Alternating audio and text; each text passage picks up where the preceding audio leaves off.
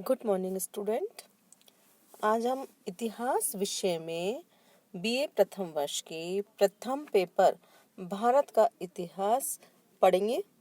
आज का हमारा व्याख्यान का विषय है चोल और उसका प्रशासन।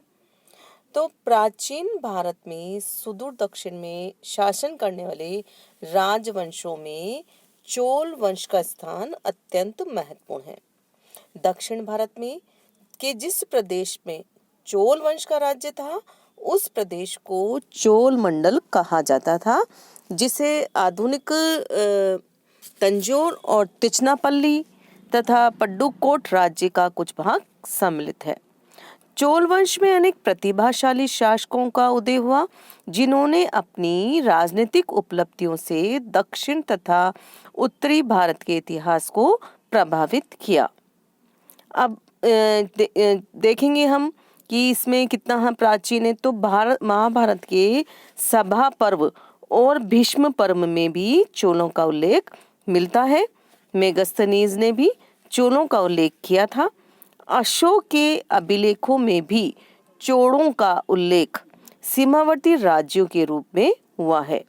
टालमी और पेरिप्लस ने भी अपने ग्रंथों में चोलों के राज्य का उल्लेख किया है।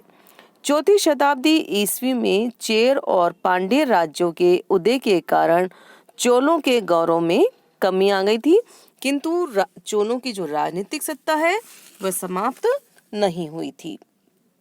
तो इस प्रकार एक माना जाता है कि दक्षिण भारत में चोल वंश का स्थान अत्यंत महत्वपूर्ण है। और 9वीं शताब्दी में पल्लव वंश के पतन के बाद दक्षिण भारत में चोलों का राजनीतिक प्रभाव बढ़ने लगा और उन्होंने शीघ्र ही एक विशाल साम्राज्य की स्थापना कर ली। अब देखेंगे कौन कौन से शासक थे उस समय। सबसे पहले करिकाल। देखिए मैंने इसमें आपके लिख भी रखा है करिकाल। तो चोलों का सर्वप्रथम शासक करिकाल था। उसका उदय काल द्वितीय शताब्दी ईस्वी पूर्व माना गया है। और तमिल साहित्य के अनुसार इसके पिता का नाम था इल्जेटिक्त्री। करिकाल एक महत्वाकांक्षी और वीर शासक था। सिंहासन पर बैठते ही उसने अपने साम्राज्य विस्तार का आरंभ किया। अंत में उसकी बढ़ती हुई शक्ति पर अंकुश लगाने के लिए दक्षिण भारत की पांड्य और चेर जातियां जो है उन्होंने उसके विरुद्ध मोर्चा बनाया, परंतु करिकाल ने वेणी के युद्ध में उसको पराजित किया। करिकाल ने चेरों को पराजित करने के बाद मैत्रीपूर्ण संबंध भी स्थापित कर लिए थे। शिल्पदिकारम नामक ग्रंथ के अनुसार करिकाल ने अपनी पुत्री आनंदिक का विवाह चेर राजकुमार अत्ति के साथ किया।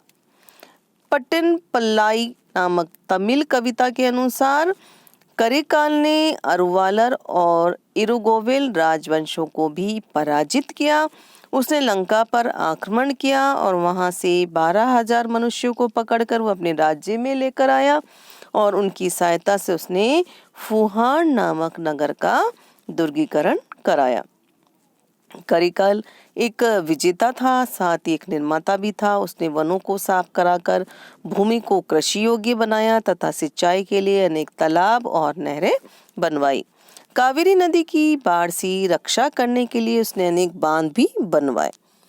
इसके पश्चात उसका जो पुत्र था नेद्युदिकिल ये शासक बना था। इसका जो राज्यकाल है चोल वंश के पराभव का युग था। उसके काल में चेरों और पांड्यों ने अपनी शक्ति को बढ़ाकर चोल राज्यों पर आक्रमण करना प्रारंभ कर दिया था। इस समय पल्लवों ने भी अपनी शक्ति बना ली थी।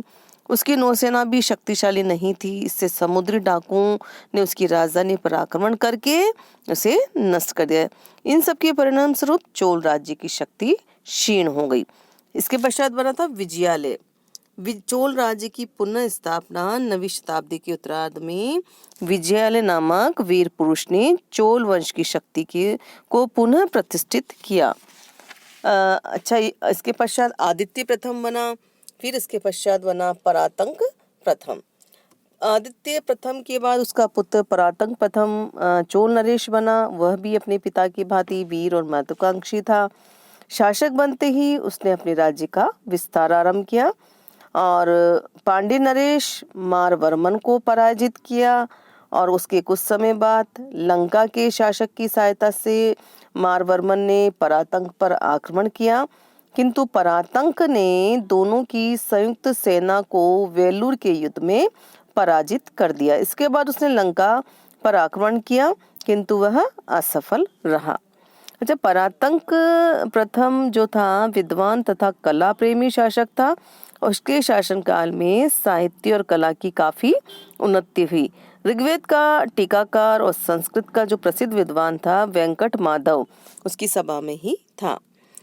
उसी के काल में त्रिचनापल्ली के प्रसिद्ध कोरंगनाथ मंदिर का निर्माण हुआ था। ये देखिए, मैंने आपकी इसमें स्लाइड पे भी डाल रखा है कोरंगनाथ मंदिर का निर्माण। इसके पश्चात राज चोल गद्दी पर बैठा। ये परातंक द्वितीय का पुत्र था और इसके समय में चोल का जो गौरव था पुनः प्रतिष्ठित हुआ। राज एक वीर और प्रतिभाशाली शासक था। उसने अपने पूर्वजों के अस्त व्यस्त राज्य को संगठित किया और उसमें वृद्धि की, और इस कार्य के लिए उसने अपने समकालिक अनेक शासकों से युद्ध किया। उसने चेरों पर भी आक्रमण किया और उनके जहाजी बेड़ों को नष्ट किया। पांड्यों पर आक्रमण किया, उन्हें पराजित किया। लंका के शासक पांड्यों का मित्र था, इसीलिए राजराज ने पांड्यों के मित्र लंका नरेश पर भी आक्रमण किया। इस युद्ध में लंका जो नरेश था महेंद्र पंचम वो पराजित हुआ और अपनी राजधानी अनुराधपुर को छोड़कर दक्षिण पूर्वी लंका पर की ओर भाग गया। तब राजराज प्रथम ने क्या करा, अनुराधपुर को नष्ट करके उत्तरी लंका पर अपना अधिकार कर लिया। तो इस प्रकार उसका जो विजय है, उसका साम्राज्य मैसूर तक विस्तृत हो गया। राजराज एक महान विजेता ही नहीं, एक योग्य शासक भी था। उसने प्रजा के हित के लिए अनेक कार्य किए, कृषि के विकास के लिए भूमि का निरीक्षण करवाया, स्थानीय स्वशासन को प्रोत्साहित किया। राजराज एक महान निर्माता था और तंजौर के प्रसिद्ध राज राजेश्वर की मंदिर का निर्माण भी उसी ने कराया था। ये देखिए आप अपनी स्लाइड पे, तंजौर के प्रसिद्ध शिव मंदिर का निर्माण करवाया था और ये एक वृद्धेश्वर मंदिर है। इसको यूनेस्को द्वारा विश्व धरोहर में सूची में शामिल किया गया था। इसने राज केसरी की उपाधि धारण की थी और इसकी रानी का नाम था लोक महादेवी। इसने विशाल नौसेना का गठन किया था और सोने चांदी तांबे के विभिन्न प्रकार के सिक्कों का भी इसने चलन किया था। इसके बाद राजेंद्र प्रथम जो है, राजराज प्रथम चल रहा था आपका राजराज चोल के बाद राजेंद्र प्रथम ने चेलों और पांड्यों पर आक्रमण कर उन्हें पराजित किया और अपने राज्य को उनके राज्य को अपने राज्य में सम्मिलित कर लिया और अपने पुत्र को गवर्नर नियुक्त किया। इसके पश्चात हम पढ़ेंगे राजेंद्र प्रथम। ये चोलों का सबसे महान सम्राट था। राजराज की मृत्यु के बाद उसका बड़ा पुत्र बना ये राजेंद्र प्रथम। राजेंद्र प्रथम ने अपने पिता के शासनकाल में ही पर्याप्त सैनिक और प्रशासनिक कुशलता प्राप्त कर ली थी और उसे अपने पिता से विशाल साम्राज्य प्राप्त हुआ था, किंतु वह भी अपने पिता की भांति ही वीर साहसी और साम्राज्यवादी शासक था। अतः उसने भी क्या करा, युद्ध किए और अपने साम्राज्य का विस्तार किया। लंका के उत्तरी भाग पर अधिकार स्थापित किया। राजेंद्र प्रथम ने अपने पिता के अधूरे कार्य को पूरा करने के लिए 1017 में लंका पर आक्रमण किया और लंका के शासक महेंद्र पंचम को पराजित कर उसे बंदी बना लिया। इस विजय से समस्त लंका पर राजेंद्र प्रथम का अधिकार हो गया। ठीक है। राजराज प्रथम के काल में ही चोलों की पश्चिमी चालुक्य से शत्रुता थी, जो अब राजेंद्र प्रथम के समय तक भी चल रही थी। तो इस समय चालुक्यों की पश्चिमी शाखा का जो शासक था जयसिंह द्वितीय था। वेंगी के उत्तराधिकार के प्रश्न पर चोल और चालुक्यों की युद्ध में आपस में युद्ध हुआ और वेंगी में इस समय शक्तिवर्मन के पुत्रों विजयादित्य और राजराज के मध्य उत्तराधिकारी के लिए संघर्ष चल रहा था। जयसिंह द्वितीय ने इस संघर्ष में विजयादित्य का पक्ष लिया और दूसरी ओर राजराज की जो माता कंदवई चोल राजकुमारी थी, अतः राजेंद्र प्रथम ने राजराज का पक्ष लिया और इस बात पर राजराज और जयसिंह के मध्य सीमा संघर्ष प्रारंभ हो गया। 3-4 वर्षों के संघर्ष के बाद राजेंद्र प्रथम ने विजयादित्य और जयसिंह दोनों को पराजित किया और राज को वेंगी के सिंहासन पर बिठा दिया।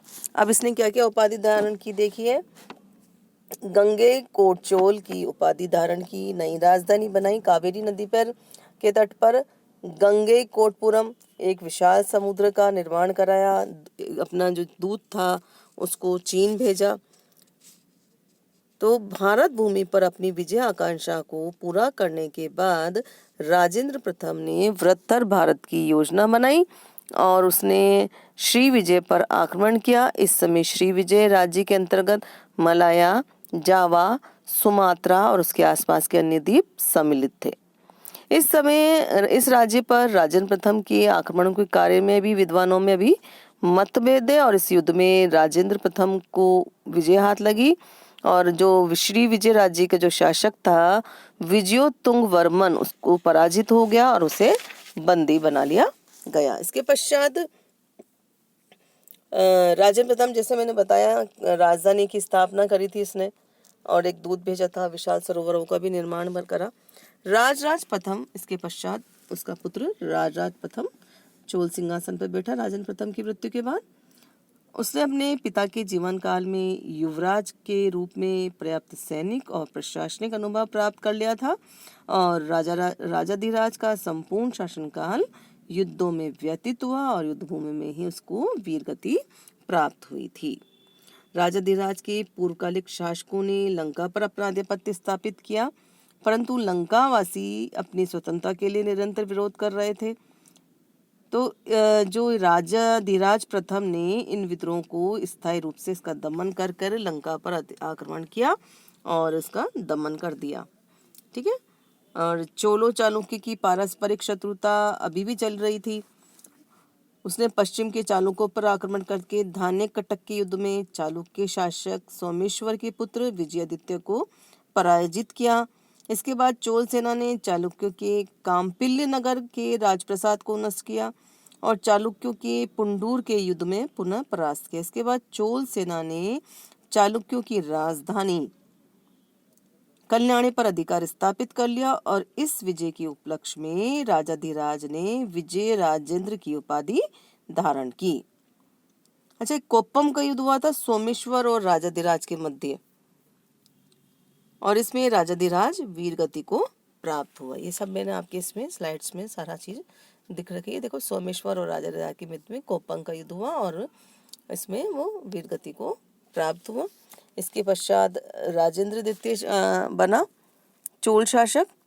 उसने युद्ध भूमि में ही अपना राज्याभिषेक कराया और चालुक्य के विरुद्ध युद्ध जारी रखा और अंत में उसने चालुक्य शासक सोमेश्वर को पराजित कर दिया। इसके बाद चोल चालुक्य में पुनः संघर्ष हुआ और वेंगी के पूर्व चालुक्य नरेश राज की मृत्यु हो गई। अतः चालुक्यों की पश्चिमी शाखा के नरेश सोमेश्वर ने विजयादित्य के पुत्र शक्तिवर्मन को वेंगी के सिंहासन पर बिठाया और उसकी सहायता के लिए अपने सेनापति चोमुंडराव को वेंगी भेजा। उसने एक सेना चोल राज्य के गंगवाड़ी प्रदेश पर आक्रमण करने के लिए भी भेजा। अतः चोल चालुक्य संघर्ष पुनः छिड़ गया। राजेंद्र द्वितीय ने वेंगी पर आक्रमण किया जिसमें चालुक्य पराजित हुए। तो इस प्रकार राजेंद्र द्वितीय ने चालुक्यों को पराजित किया और इसी समय लंका में भी चोल सत्ता के विरुद्ध विद्रोह हो गया था और राजेंद्र द्वितीय ने लंका पर आक्रमण किया और वहां के विद्रोह का दमन किया और एक बड़े भाग पर अपना प्रभुत्व स्थापित किया। इसके पश्चात वीर राजेंद्र जो है शासक बना था। उसके शासनकाल में भी चोल चालुक्य संघर्ष चलता रहा। उसने चालुक्य नरेश सोमेश्वर को तुंगभद्रा नदी के तट पर हराया और उसके बाद कुंडल संगमम और बेजवाड़ा में चोलों के चालुक्य से पुनः युद्ध हुए जिसमें विजयश्री वीर राजेंद्र के हाथ लगी। इसके पश्चात कलिंग के क्षेत्र में दोनों पक्षों में युद्ध आरंभ हुआ और इस युद्ध के दौरान ही अपनी अस्वस्थता से परेशान होकर चालुक्य नरेश सोमेश्वर ने तुंगभद्रा नदी में डूबकर परम योग प्राप्त कर लिया। सोमेश्वर प्रथम के बाद उसका पुत्र सोमेश्वर द्वितीय चालुक्य के सिंहासन पर बैठा और उसने भी युद्ध को जारी रखा। और वीर राजेंद्र ने कंपिल पर आक्रमण किया। इस प्रकार इसी समय सोमेश्वर के द्वितीय के भाई विक्रमादित्य ने भी अपने भाई के विरुद्ध विद्रोह कर दिया और चोल नरेश वीर राजेंद्र से जा मिला। लंका के शासक विजय भाव ने भी वीर राजेंद्र के विरुद्ध विद्रोह कर दिया, किंतु वीर राजेंद्र ने इसका कठोरतापूर्वक दमन किया। इसके पश्चात अधिराज, कुलोत्तुंग प्रथम, विक्रम चोल, कुलोत्तुंग द्वितीय, राजराज द्वितीय और राजाधिराज द्वितीय, ये सारे जो है शासक बने चोल साम्राज्य के। एक के बाद एक लगातार शासक बनते गए। और इसके पश्चात कुलोत्तुंग तृतीय और फिर बना राजराज तृतीय। अच्छा, राजराज जब तृतीय बना, कुलोत्तुंग तृतीय के पश्चात राजराज तृतीय जब चोल शासक बना तो उसका जो शासन काल था चोल राज्य पर विपत्तियों का काल रहा। उसे पांड्यों, होयसलों, काकतियों का एक साथ सामना करना पड़ा और वह असफल रहा। पांड्यों ने तंजौर पर आक्रमण करके उसे पराजित कर बंदी बना लिया। बाद में होयसल नरेश नरसिंह द्वितीय की सहायता से उसे मुक्ति मिल गई। इसके बाद राजराज तृतीय की एक सामंत कोश पिरुजिंग ने उसके विरुद्ध विद्रोह करके उसे बंदी बना लिया। इस बार उसे हेय शासक की सहायता से मुक्ति मिल सकी और पिरुजिंग को उसने अपने अधीन कर लिया। इस प्रकार चोल शासक अपने अस्तित्व के लिए अन्य शासकों पर आश्रित हो गया। इसके पश्चात लास्ट में बना था राजेंद्र तृतीय। राजा तृतीय के बाद राजेंद्र तृतीय।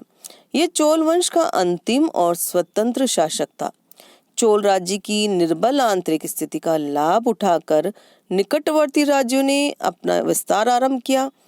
गणपति काकतीय ने कांची पर अधिकार कर लिया। इस प्रकार पांड्य नरेश जयवर्मन सुंदर पांड्य ने चोल राज्य पर आक्रमण कर राजेंद्र तृतीय को अपनी अधीनता स्वीकार करने के लिए विवश कर दिया। इस प्रकार चोल नरेश पांड्यों का सामंत बन गया और चोलों के स्वतंत्र राज्य का अंत हो गया।